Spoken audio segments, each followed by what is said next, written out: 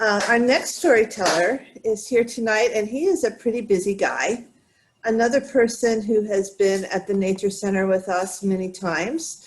He also is a mime, a dancer, an actor, and he's been very involved in arts, bringing storytelling and culture into prisons, cultural centers. He teaches and helps nonprofits.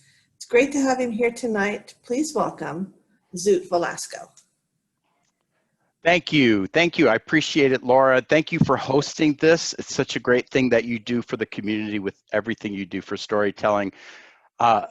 Linda, I want to let you know that our mothers must have gone to the same cooking school. I'm pretty sure that they did. That rang really true for me. And Ina, I am the youngest of 6, so I understand all the fighting part of your story.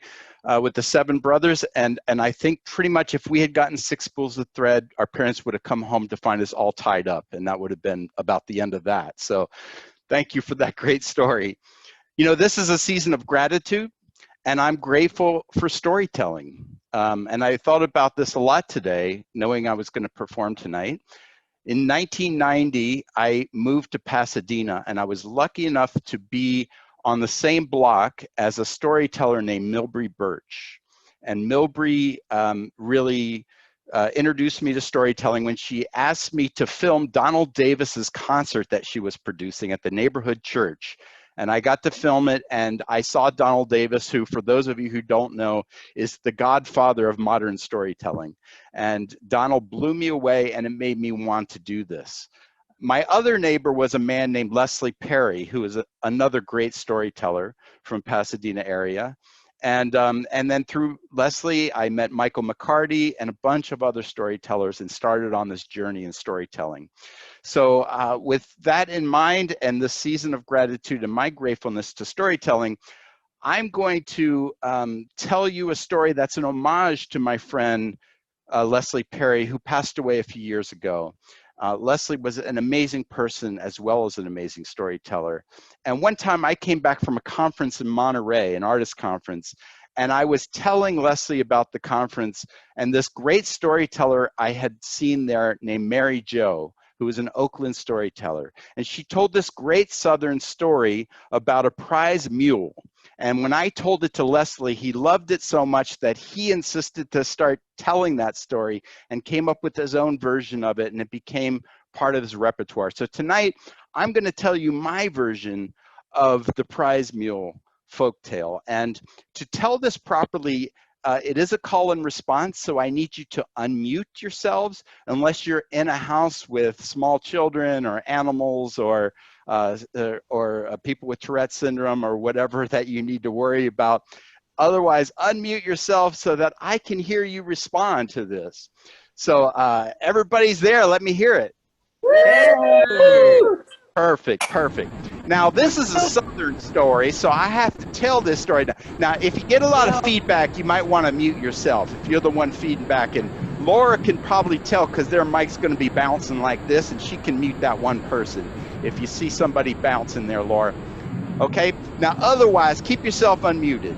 Now, this is a Southern story, and to tell the story properly, I'm going to have to ask you from time to time, you know wood? And I want y'all to say wood. Let's try this one time now. You know wood? Wood. Now let me tell you, people, I know this is California and everything. It's not wood. It's wood. Wood. Wood. I'm from southeastern Tennessee, and where I live, there's people out in the Great Smoky Mountains. And just at the foot of the mountains, there's some really nice farmland. And there's a man there, his name's Cleotis. And Cleotis has himself a nice little farm there. You know, he doesn't really want for nothing. He doesn't have a lot, but he has one thing that makes him awful powerful. And that one thing is his prize mule. And Cleotis's prize mule is so amazing that, I mean, the mule stands about 6 feet tall at the shoulders. This mule has, you know what?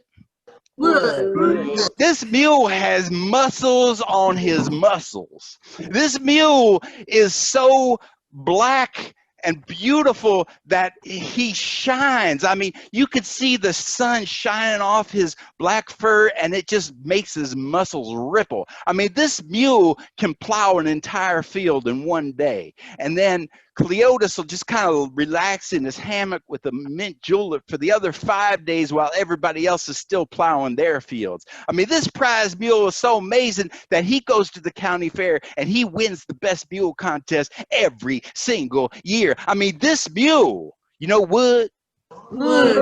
Just checking. This mule was so amazing that this mule, not only does he win every year, but people pay Cleotis for stud fees to have this mule go and help them out. And the mule is not too happy. I mean, not too unhappy about that either. Let me tell you.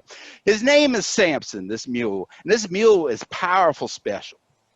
Now, the thing about it is that Cleotis has a neighbor named Rufus. And Rufus, he's got a mule too. But his mule is mangy, his mule is dirty, his mule is scrawny. His mule will take 5 days to plow the field that Samson can plow in one. And Rufus, he get mighty powerful jealous of Cleotis and his mule Samson. And after Samson won the county fair for the 7th time in a row, Rufus came up with a plot. He came out in his backyard early in the morning and he started digging a hole. Now he's digging this hole. He's digging this hole. He's digging this hole so deep that he's got a pile. He's got a good 1-story pile of dirt behind him by the time he's done. I mean, that pit is so deep and so wide and so long, it'll fit, you know, a prize mule. And he waits until dark. And he takes a pile of oats and he sneaks over to Cleotis's farm. He cut a little hole in the fence between them. He snuck over there. He opened up the barn, and you know Wood. He got that pile of oats and he tricked that mule to come out. And he walked him across the whole pasture into his field, across into his backyard. And he had put some twigs and some branches and stuff over that pit. So when the mule got on top of that pit, he didn't know what was going to happen. He fell right through it. He got stuck in that pit. That pit was covering the whole mule. And Rufus, he climbed up. He climbed to the top of that 1-story pile of dirt with his back to the mule, and he started shoveling that dirt into the hole. Started shoveling it into the hole. And every time he shoveled a pile of dirt in that hole, the dirt would land on the mule's back, and Samson, he would just shake it off, step it on down, and rise up a little bit. Every time a pile of dirt would come onto his back, he would shake it off, he would stomp it on down, and he'd rise up to a new level. You guys can say it with me. He would shake it off, he'd stomp it on down, and he'd rise up to a new level. And he did that with every single spadeful of dirt until he came higher and higher and higher. And eventually he was even with the ground, and he had tamped down that entire hole and filled it. And Rufus never turned around and saw what was happening. Now, Samson was even with Rufus, and Rufus is right behind him. He's not on a high pile of dirt anymore. He's level. And he's right even with the haunch hind legs. Well, Samson is a prize mule, and he gave him a good kick, and Rufus went, some people say he went to the moon. We'll never know, because Rufus was never seen or heard from again in that town. Now, the moral of the story is this. Sometimes you're going to have things. You're going to have things in your life that are going to get you down. You're going to have COVID. You're going to have lockdowns. You're going to have an economy. You're going to have job situations. You're going to have people situations. Things are going to get you down. Spadefuls of dirt are going to get on your back. And you know what? Wood. You need to shake it on off. Stomp it on down and rise up to a new level. I said you gotta shake it off. Stomp it down and rise on up to a new level. I said you gotta shake it off. Stomp it on down and rise on up to a new level. Rise up.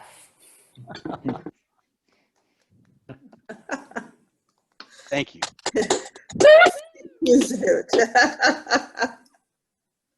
And I do remember hearing Leslie tell that story. Hear, hear. Awesome. Awesome.